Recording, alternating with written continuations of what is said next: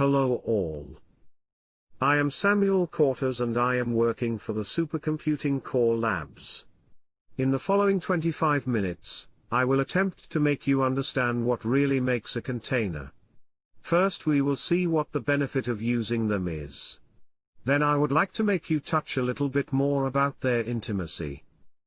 How we came up with this solution, why it has been so appealing. Containers means Docker in the mind of most of us. I will tell you more and up to what extent this implementation is pertinent. In the end of my talk, before leaving the floor to Mohsin, I will explain you why we could not use Docker out of the box on our HPC shared system, and what is usable as for now. To set the scene, let me briefly demonstrate the power of containers. First let me ask you the following. How many times have you had to install a given piece of software in the past? Whether it was an application or a simple library. How many minutes have you had to struggle before setting up finally your working environment and actually start your real work? For me, I have stopped counting. For example, in the case of LAMP, providing a database, a web server and a PHP environment to start coding, even if I surely already did it hundreds of times, it's still not instantaneous at all. Hopefully one of the best solution came from a software environment whose name was chosen after this giant metallic boxes that revolutionized world trade exchanges 10 years ago. The containers, as they are called, indeed offer an excellent way to package, transport, deploy, combine and track a software environment. Let me make you a demo to convince you fully. On my Linux workstation, let me install a complete LAMP environment right before your eyes in less than 40 seconds. Only 2 Docker commands are required to do the job. The first one installs a MySQL database using a MariaDB container image. When issuing this command, the image is downloaded from the Docker Hub repository, if it is not already present on the current file system. Once downloaded, this image is used to instantiate a container starting immediately a database server on my machine. The second command provides a full PHP web environment with the Apache server included. Once downloaded, this container runs the web server that allowed to test any PHP website. Et voila! No compilation, no unzip, no complicated configuration files to fill up. All as a matter of choosing the container images and setting some environment variables to configure them. So let's understand now how a container works. Up to Docker documentation, a container is a standardized unit of software. More precisely, container can be seen as only isolated groups of processes running on a single host, which fulfill a set of common features. And that's exactly why it is so pertinent when it comes to deliver an application environment. As it is isolated and bundle both processes and feature, it's a unique way to transport conveniently a whole environment from a machine to another. It is also a very light way to do so compared to what is known as a virtual machine that could cover the same purpose. For now, let's not dive in the difference between virtual machine and containers. But I would like to make you feel how a container works thanks to an allegory. For me, containers environment indeed appear as the ideal gathering of these 4 objects. But give me a minute to explain further and you will see it makes some sense. Because when you think of it, container technology is all about deploying an environment by masking current resource and replacing them by other when seen from the inside of a container. Detailing exactly how to build and reproduce an environment. Make available this environment as images and building recipes, saved in a repository where it can be downloaded. And run on another infrastructure that have everything in place to receive and start the image. Before getting more into details, let me just briefly point some important architecture design when it comes to OS. The key thing to understand is that an operating system or OS is composed of several software layers more or less close to the hardware.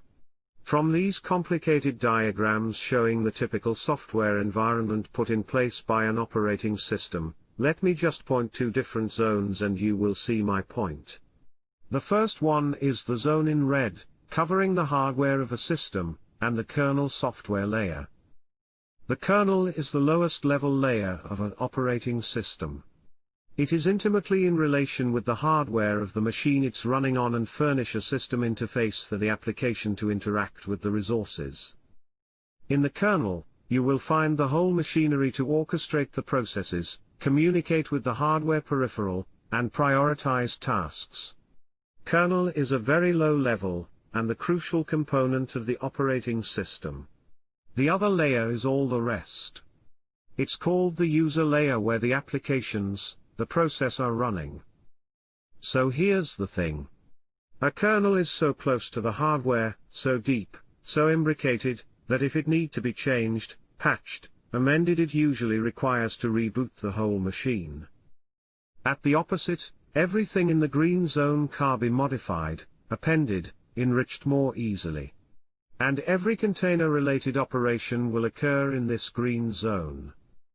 To my knowledge, a container cannot, absolutely cannot, change anything in the kernel zone. So now, how shall we cope with that? Let's look closer to one application. On a given machine, an application can be seen as composed of two things. First, some time allocated by the kernel scheduler to run or execute some code instructions.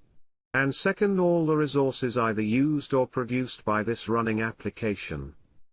It can be memory, files stored on the disk, either libraries or data, use of specific command of one's system. And it's exactly with these resources that a container is playing. To understand what different perspective the container brings, let's examine the classical way we used to install applications.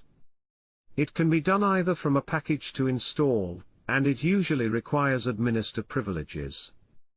Or it can be built from scratch directly from the sources and using a compiler. For the first method, installing from a package, it goes that way, assuming that you have root privileges. First, the package compatible with the current version of your OS is downloaded from a repository. Then it is uncompressed and the files it contains are added to the files already existing. Eventually some configuration file is either added or modified on the system. When installing from sources, it is almost the same, but it can be done as a regular user most of the time. You need to download the sources and uncompress them. Then comes the compiling step that can be tricky, as you need to be sure all required dependencies are installed and link correctly with them. The produced are then to deployed on the file system, and made available to end users. Not only can it be a time-consuming and challenging process when it comes to be compatible with already installed dependencies, but it has also two major issues. First, the package has either to exist in the distribution of your OS and be compatible with software already installed.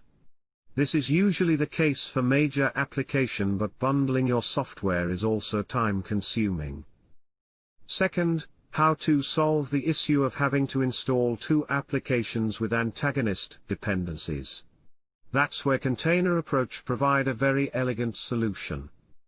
In the classical installation procedure, deployment occurred via the addition of files or configuration setting to the current resources. But containers also allow us to mask things. Let me show you how it goes and demonstrate how powerful it is. On the left side of the slide, I portrayed the current environment, as seen when logged simply on the machine. Here is the complete file system, for example. Now let's see how it looks from inside a given container, shown here on the right side. You see the trick. The complete file system has been changed. It is overloaded by the own file system that is embedded inside the container. And that's the whole thing. And masking, though simple, is a very powerful feature indeed. Because, let us point one very important detail. The container runs on the same kernel as every process on the system. It is just a process running in a specific environment with modified, patched resources. And it is so powerful. Because by masking, we can run in an entirely different context, even changing a whole Linux distribution. Here, for example, whereas the OS is Red Hat, we run Ubuntu inside the container. Yes, we do run a complete and fully operational Ubuntu distribution. It makes sense actually. Because when you think of it, a Linux distribution is composed of a kernel to boot and a set of file to install that will form the low-level commands of the file system. So, as long as they run on the same kernel, two different Linux distributions can easily live together. The beauty of it is that this masking occurs per container. So nothing prevents to run several of those with each a different Linux version. And as they are regular process with a modified access to resource, their performance does not suffer from any important overhead. Let's add that the containerization usually impacts a set of processes. It is a whole and coherent environment that can then be deployed. Let's examine how this masking feature applies to other resources of the OS. Processes, for example. Here also, it is very simple to understand. Whereas your current OS runs hundreds of different Unix processes, inside a container, you will only see yours. You experience here the concept of isolation of your deployed environment. That way, when living from inside a container, you minimize all side effect related to the specificity of the hosting OS. Here, though, the processes running inside the container are accessible from the outside. Yes, again, a process running inside a container is a regular process. If you are attentive, you have surely noticed a surprising fact here that could cause us trouble. We will get back to this later on. And the idea is the same with network interfaces. Whatever they are on the hosting OS, you can filter them in your container. Make appear only one interface, for example. And the isolation is both way here. Because outside the container, no process has access to this new interface ETH2. If needed, one can choose to publish it outside of the container though. Here, ETH2 will be seen as ETH3 in the hosting OS. We can also map this interface to an existing one. Or we can decide to have our own private network, only seen from a set of containers. You realize how convenient it is to deploy not only one, but several applications working all together. And the containers, and the private network spanned within them, can of course be spawned on different machines. Same can be done with network ports. On Docker, for example, if a container spawns a database, by default, this port will only be reachable from inside the container. If needed, one can easily map it to the outside of the container, adding this parameter at the launch time. Notice how it works. As it is a port mapping, we can change port number at our convenience. This is particularly useful when a machine already runs a service using that port. And nothing prevents to deploy a same image in several containers, talking on different ports. That is also what makes the containerization ideal to deploy application. You can employ your complete working environment. File systems, network interfaces, ports. Everything will look and feel the same as in your initial environment. And thanks to mapping technique, it can be deployed anywhere and avoid potential conflicts. And the same kind of features is available to handle the file system seen from inside the container. We have the possibility to overload some part of the container file system with part of the host file system. Here, for example, the containers sees in /lib the actual /lib directory from the machine itself. This can be particularly useful to share input data, home directories or some driver libraries.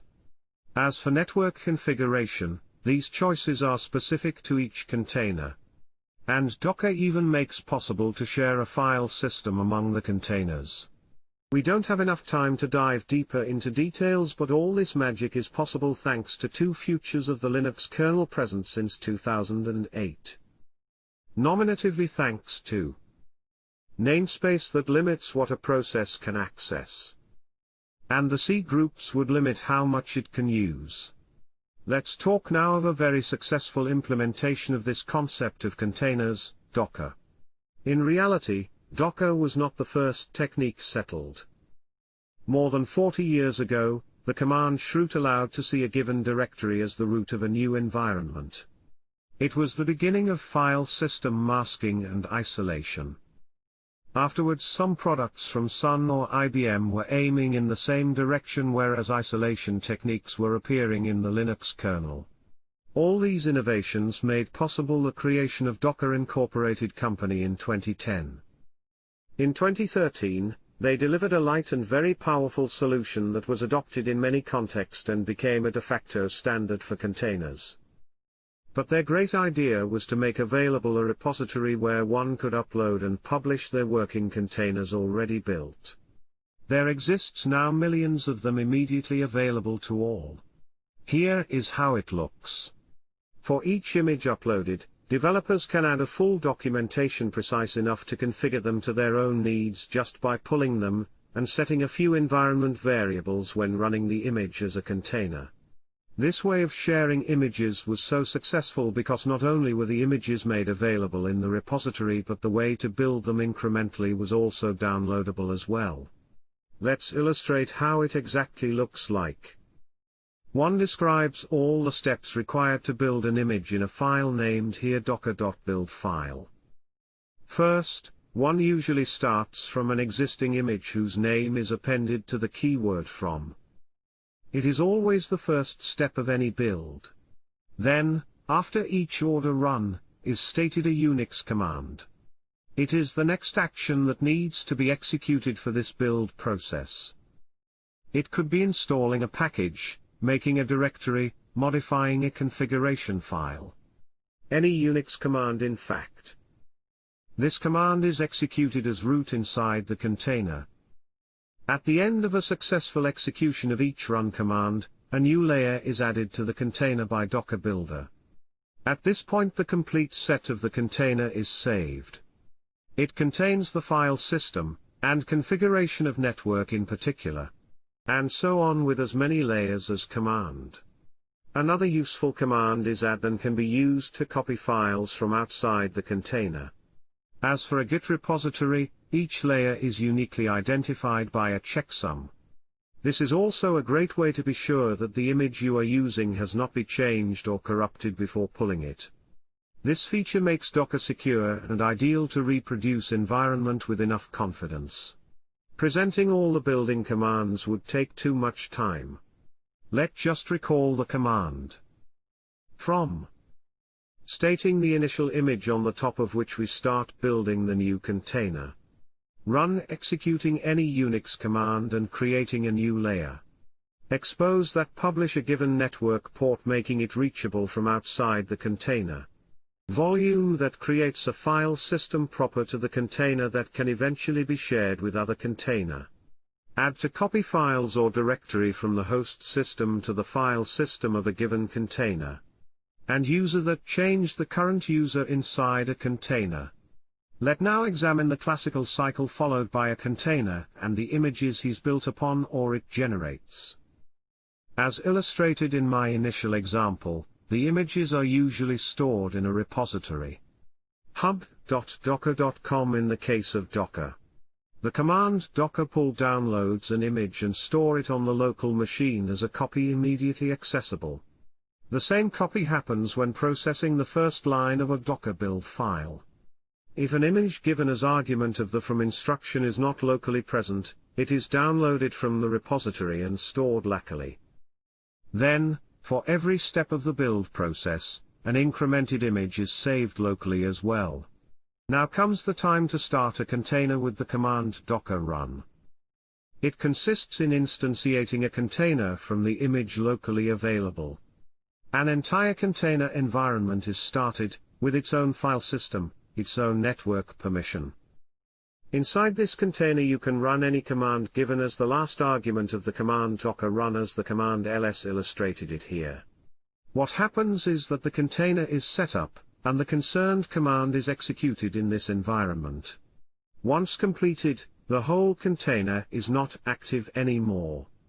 An alternative consists in running docker run adding the parameter /d. D like daemon mode.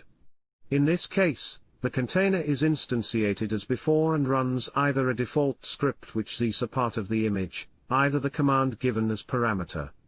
But this time, the container remains active in the background, even when the given Unix command has completed. The ease of use of Docker also resides in a powerful feature. While a container runs, one can easily connect to it and starts additional process or modify the file system. At any point in time, via the docker commit command, one can decide to freeze this state in a new image that is saved locally. Then, thanks to the instructions shown here, this image can eventually be pushed in the repository, if one decides that it has any interest for the community. To end this introduction, let's see how Docker containers usage can be challenging on our current HPC resources. And in this context, Docker's magic might have trouble to operate fully, unfortunately. Do you remember the surprising fact I mentioned a few minutes ago when I was presenting the isolation of processes? Did you notice the process running as root? You may have also been bothered by the user command allowing to change the current user inside a container. You may have also noticed that this user is root by default from the very first line on a Docker build process. Unfortunately, what we can understand as a mandatory feature of Docker that allows to run any command to install any package inside a container, can also be a threat, a security breach on our shared HPC systems. Because, when it comes to Docker and HPC, three concerns remains. First, this root privilege is a big problem. As even if the container isolates the inside resources from outside, one can take the identity of any user and alter his file, for example, as he will have access to it.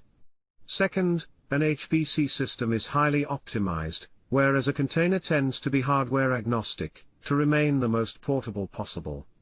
Third, in a context of open research, the license and business model of Docker Incorporated is not crystal clear yet, and it might be problematic to build on a technology that could become proprietary from a day to another. Luckily enough, some solutions are already existing as Shifter or Singularity. Developed with the idea to benefit from existing highly tuned library present on the system, they also cope with the root problem by running only as a user and ignoring any command in the build process of a container requiring root privilege. Just before leaving the floor to Mohsen, that will detail and demonstrate the Singularity solution in just a minute. Let me just point out these few references that may help you in your container journey. In particular, this excellent class on Docker by Brett Fisher, on Udemy and YouTube. And also these interesting articles. Let me also thank and give credit to the talented photographs of Unplash.com that illustrated this talk, and the voice of Brian UK from AWS Poly. As far as Shaheen is concerned, a lot of information can be found on our website. And here is our helpline. I am now available for any questions or remarks you may have.